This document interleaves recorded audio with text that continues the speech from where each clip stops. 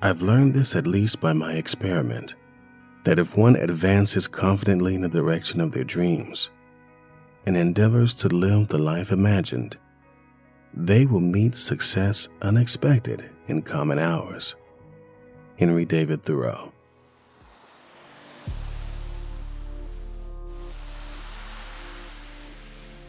In the world of ultra-marathons, rain can be both a blessing and a curse.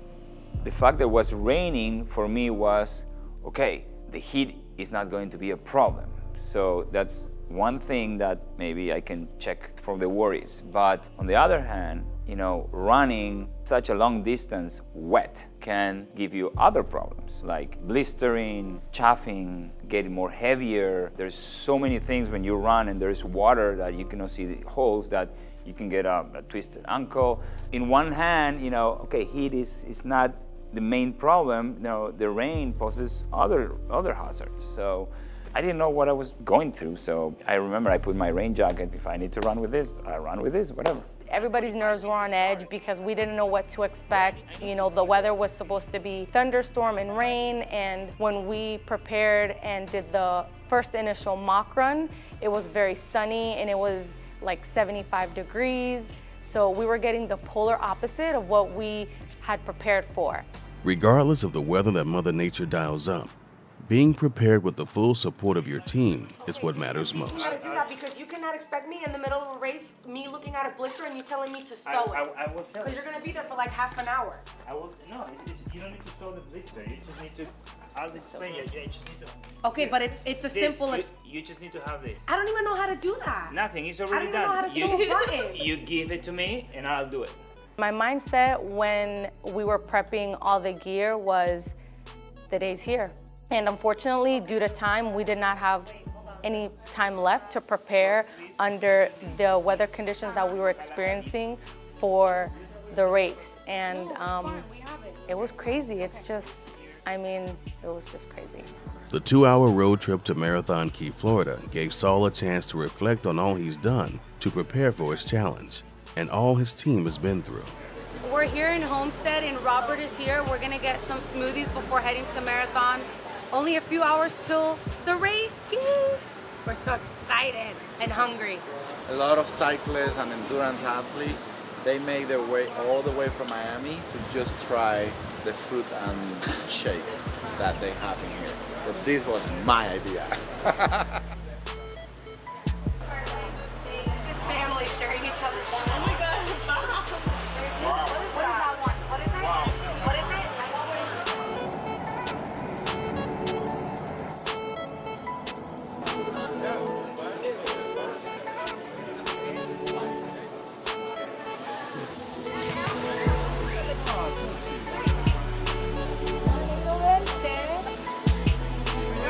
We're in Key Largo, packet pickup, ready to the orientation, and right after to chill for the race tomorrow.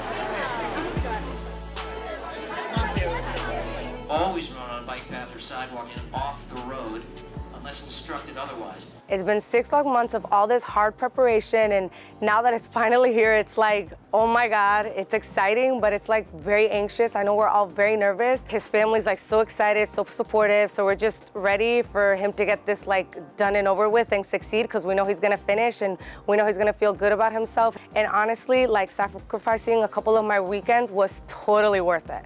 From the trip over, you can feel the anticipation and the excitement building up. Seeing Saul hydrating and getting ready for the big race, he seems to be calm. I think we're all more nervous than he is at this point. It's been a great time so far, so we're looking forward to it. Saul's dad made the long journey from Lima, Peru for this life-defining family event. A mí me llamó la atención que entra a ultramaratón. Es un esfuerzo gigante, pero lo está pasando. Entonces hay que apoyarlo. Lo apoyo. Yo ya no puedo correr ni una cuadra, pero no importa, lo apoyo. Aquí estoy de visita para verlo, cómo resuelve el problema a los 46 años, una ultramaratón de 50 millas.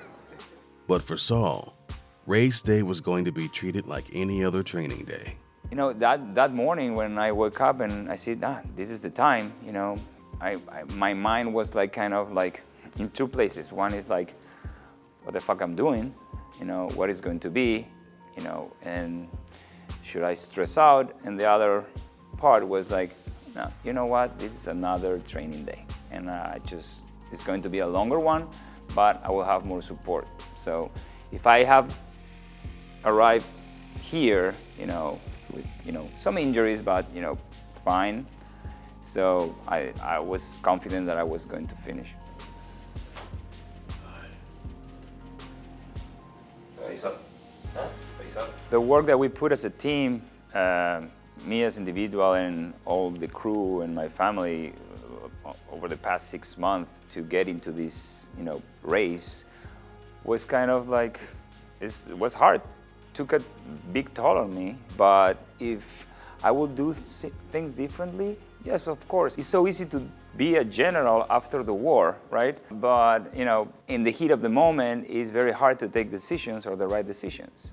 Probably, yes, I will take care of my diet better, for sure. Train better, maybe, because I had a lot of setbacks with injuries, and that's because of the stress, the routine, the traveling, and all that stuff. But that was part of the deal. He didn't look nervous at all, and I was like, why are you nervous? Well, I didn't ask him that because like I didn't want to make him nervous, but he just didn't seem nervous at all, and I was just confused. He seemed fine. Ultra, here I go. About to start. I thought that he would be like more nervous and stuff, but he wasn't nervous, which made me not be nervous either. Just anxious to get wet.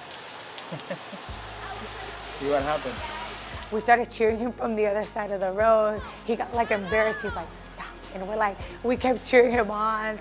We're like, go, go, go, go. And then like when they hit like the countdown, we were like, whoo, we were screaming so loud from like the other side of the road. And I know that like motivated him because he like kicked off with like a little bit of like a jump, like enthusiasm, you know, like a smile on his face.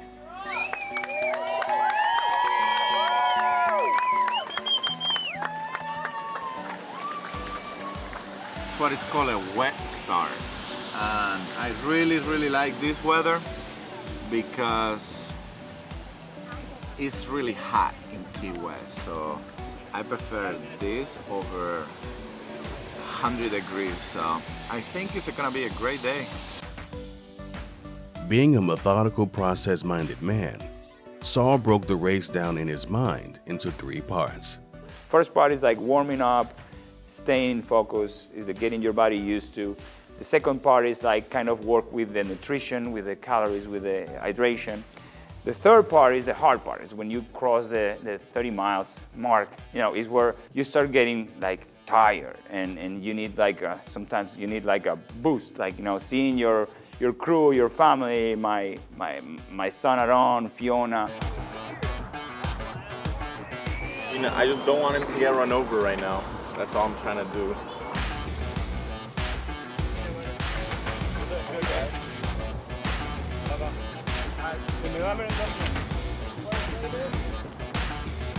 The first 10 miles proved to be more challenging than everyone thought. Time started and everybody was running and I was running, and then, you know, like a mile in, I was like, oh, why am my legs are in pain, my calves are in pain. I was running like 7.5, 8 minutes per mile, which is not the pace that I should be running, and that's because, you know, people that were running, they were driving me. And I was like, why am I so tired right now, you know? It's not the way to start a big race, like just pound yourself on the beginning. Then I start like, calming down, and then I would start seeing the people passing, you know. After a while, I was alone, you know, and not because of the people left, because that's a race that, you know, although there were a lot of people, at the end it's only you. You can cross some people on the way, but it's yourself. It's like it's a kind of a lonely race. This ultra marathon special episode of NEX XOS Project Dash is sponsored by O-Meals, changing the way you eat, anywhere, anytime, and anyway. As long as he doesn't look like in a really bad shape, we are in a really good shape, you know? So I'm really happy right now. And this is probably mile between 13 and 14. So he has only 35 miles to go. We're gonna stop for lunch in the next 2 miles. Oh, means Yeah. cheese tortellini. What? Cheese tortellini. What? I need you to lean forward when you run. Instead of like running the way you run from this point now, just lean forward a little bit. So gravity. So you look like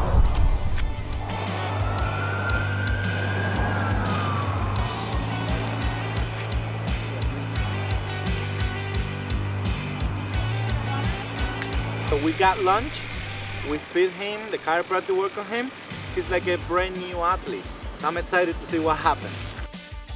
Good job, keep it up.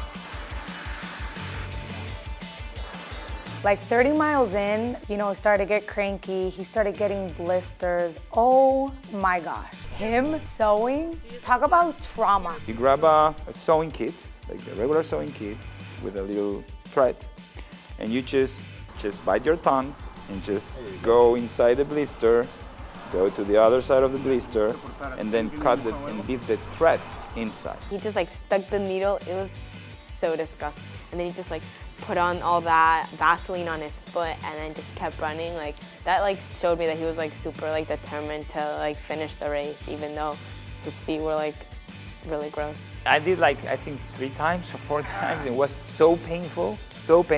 But that was like perfect. Luckily for the team, the Florida Keys heat was not blistering like Saul's foot. Look at the conditions. This is like paradise for ultra. 30 miles into the race, team leader Fausto Rodriguez perfectly timed a pit stop to include a rallying support session with Saul's entire family. His wife and younger children had been waiting to cheer their papi on. Look at that. So we got everything set up here. Esto es tu familia time, right? It was pretty far into the race, and I thought my dad really needed that because like after a long day of running, you like really want to just be with your family for a little, rest, eat, have a normal conversation. So yeah, I thought it was good for him to just have a little time with his family during the race. He had a lot of support because everyone was so excited for him, and everyone was like, you can do this, you can keep going, and seeing his whole family there probably made him like more like excited to keep going. The final third of the race would challenge everyone to stay focused on the task, doing whatever it took to get Saul to the finish line.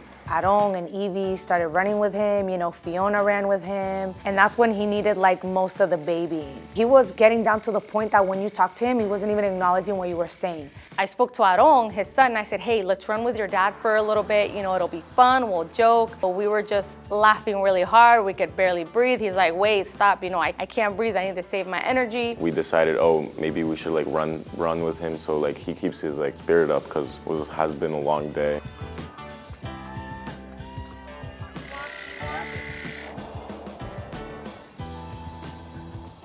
The welcome to Key West sign was shrouded in darkness at 8:30 p.m.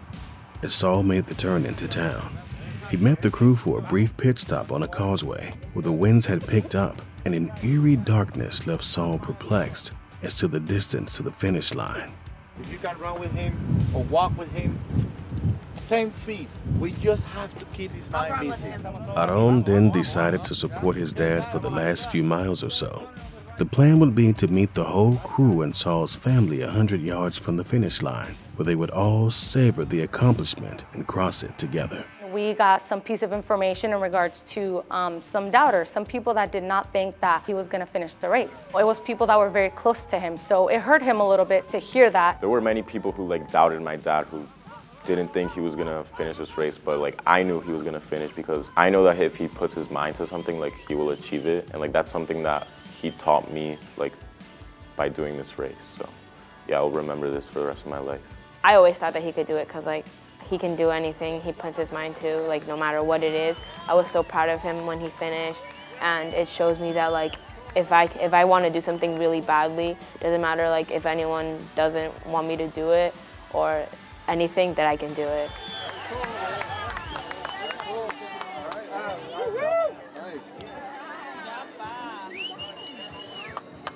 All right. All right. That was amazing. Yeah.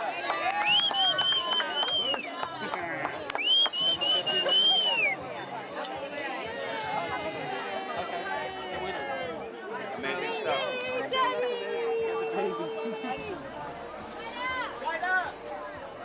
Great accomplishments come with great sacrifice. Saul's victory celebration was short-lived.